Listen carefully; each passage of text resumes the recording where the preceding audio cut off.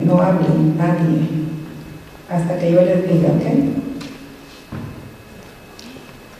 Bueno. Entonces, hermanos, vamos a... Yo oigo como un eco.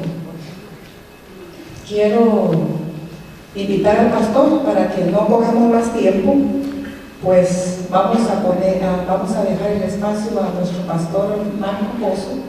Las personas que no vinieron, él es de Chile, así que bienvenidos sean todos ustedes a la casa de Dios. El tiempo es suyo, pastor Pozo.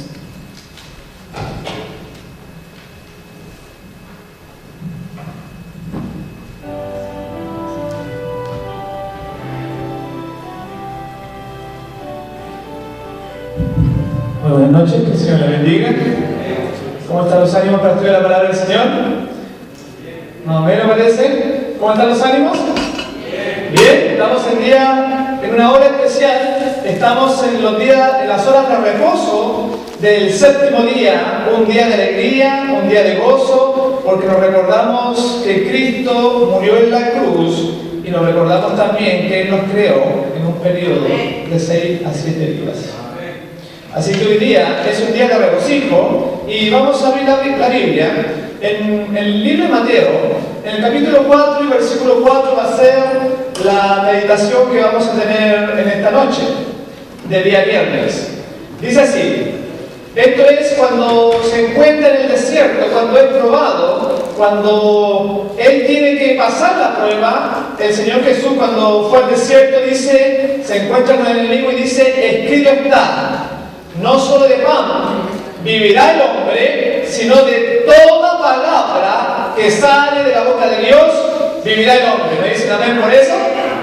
Yo digo amén porque esa es nuestra fuerza, ese es nuestro fundamento, esa es la fe que el pueblo de Dios va a tener en un escrito está. Y fíjense ustedes que viene interesante, porque el enemigo, el diablo, quería hacerlo caer. ¿Cuál fue la primera tentación? ¿Alguien sabe de qué se trató la primera tentación? ¿Alguien me puede decir? ¿Cuándo está en el desierto? Convierte estas piedras en pan, ¿cierto? Muy bien. Y el Señor le respondía siempre como nosotros debemos responder, con un escrito está. ¿Sabían ustedes que la juventud de Jesús, Él pasaba mucho tiempo en las afueras de Nazaret, en el campo, se levantaba muy de madrugada, y ¿sabe lo que hacía ahí? Estudiaba y memorizaba la Escritura. Y cuando ya era joven, ya la palabra de Dios casi que se la sabía de memoria. Porque ese es nuestro fundamento. Por eso cuando vino la tentación le dijo, escrito está, no solamente de pan vivirá el hombre. Y la mensaje del Señor, también en el libro, Exaltar a Jesús, comenta acerca de este importante evento. El tema de la enseñanza y la predicación de Cristo era la palabra de Dios.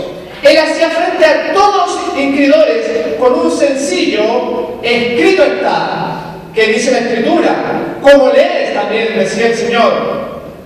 En toda oportunidad, cuando se despertaba algún interés, fuera por obra de un amigo o un enemigo, Él sembraba la simiente de la palabra, aquel que es el camino, la verdad y la vida, siendo el mismo la palabra viviente, señala la Escritura diciendo, ellas son las que dan testimonio de mí. ¿Saben? Esta palabra ha sido tratado de ser destruida. Esta palabra ha tratado de ser escondida. Esta palabra ha sido quemada por los siglos y por todo tiempo. Y el poder de Dios la ha preservado. Gloria al Señor por eso. ¿Por qué tendríamos nosotros si no tuviéramos la palabra? Podemos tener filosofías, ideologías, el comunismo, el capitalismo, ¿no es cierto? Confucio, tantos filósofos, tantos hombres que creen hacerlo mejor. Pero una cosa es cierta, la palabra de Dios dice, va a permanecer para siempre. Todos estos imperios van a caer, pasaron ya, pero esta palabra cada día agarra más fuerza y tiene más vigor, porque deja con la boca abierta al incrédulo más acérrimo, al ateo más profundo, lo deja boca abierta, porque es extraordinaria. Y dice también que a pesar de que para nosotros es tan importante, mucha gente ha tratado de destruirla, pero acá dice, los siervos de Cristo han de hacer la misma obra. O sea, un escrito está, como Jesús. En nuestros tiempos, así como en el antaño, dice ella, las verdades vitales de la palabra de Dios son puestas a un lado para dar lugar a las teorías y especulaciones humanas. Miren, puede ser que usted, puede ser que yo, puede ser que una determinada organización ponga la palabra de Dios en segundo o tercer plano.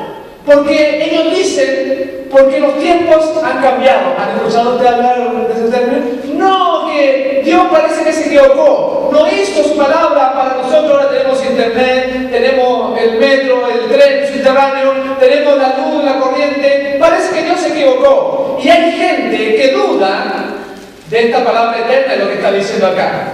Muchos profesos ministros del Evangelio no aceptan toda la Biblia como palabra inspirada. Miren qué increíble. ¿Saben ustedes que se ha descubierto por la estadística que el 60% de los ministros evangélicos no creen en la Biblia? Es algo extraordinario, es algo tremendamente inusual, que alguien podría decir que no cabe en la cabeza. Eso es lo que está diciendo acá, que la Biblia no es completamente inspirada. O sea, aceptan una parte, pero rechazan otra. ¿Usted la acepta completa o solamente acepta una parte, hermano? Completa, ¿no es cierto? Muy bien. Y acá dice, un hombre sabio rechaza una porción, otro objeta otra parte. Valoran su juicio como superior a la palabra de Dios. Los pasajes de la Escritura que ellos enseñan se basan en su propia autoridad. La divina autenticidad de la Biblia es destruida. Y así se difunde la semilla de la incredulidad. Cuando uno saca su propia sabiduría, hermanos, porque hemos tenido una crianza babilónica, por decirlo así, porque en la ciudad, no de acuerdo a la palabra de Dios, y nosotros ponemos esos valores primero que la Biblia, entonces ya nos hemos alejado, estamos aparte del Señor. Por eso que Cristo, cuando se enfrenta con Satanás, le dice, mira, está escrito. Él le pone la palabra de Dios ante cualquier cosa. Y también tenemos nosotros muchas citas donde habla de que Cristo, cuando estaba ahí en el desierto, dominaba sus apetitos. ¿Saben ustedes que cuando uno ayuna, la persona que tiene la costumbre de ayunar, cuando lleva un día, lleva 2 días, lleva 3 días ayunando, lee la palabra de Dios y le encuentra una profundidad que nunca antes la había visto? Porque usted lee y como que le penetra y entiende mucho mejor la Biblia. Entonces, para poder entender esta santa palabra, tengo que dominar los apetitos como lo hizo el maestro en el desierto, que fue capaz de estar 40 días sin comer. ¿Cómo estaría la mente de él? ¿Cómo estaría, ¿no es cierto?, su intelecto? ¿Sí? Okay. Gracias. Ok, muy bien. Y tenemos también acá que es dominado sus apetitos. La gran prueba de Cristo en el desierto, en lo que se refiere al apetito, había de dejar a los hombres un ejemplo de abnegación. Lamentablemente, en muchos países, cuando la iglesia cita un ayuno, le dice, bueno, haga medio ayuno y quedamos bien. Y a veces, por lo menos allá en Sudamérica, le dicen, haga un ayuno y coma fruta. Oiga, ¿qué clase de ayuno es ese? ¿Con comida? Ese no es ayuno. Y acá dice, ojalá que ustedes no son de eso, ¿no? Ustedes lo hacen así, ¿no? Cuando ayunan. Cuando ayunan tiene que ser sin nada. Sí, exactamente, tiene que ser sin nada. Y acá dice que cuando él estuvo en el desierto fue un ejemplo, hermanos. Dice, la gran prueba de Cristo en el desierto, en lo que se refiere al apetito, había de dejar a los hombres un ejemplo de abnegación. Este largo ayuno se llevó a cabo para poner en evidencia ante los hombres la pecaminosidad de algunas cosas que incurren los profesos cristianos, porque nuestros hábitos, este ayuno, fue para demostrarnos que estamos pecando en determinados hábitos también. La victoria que Cristo obtuvo en el desierto había demostrado a los hombres la pecaminosidad de las mismas cosas en las cuales obtienen placer. La salvación del hombre estaba en la balanza y había de ser decidida por la prueba de Cristo en el desierto.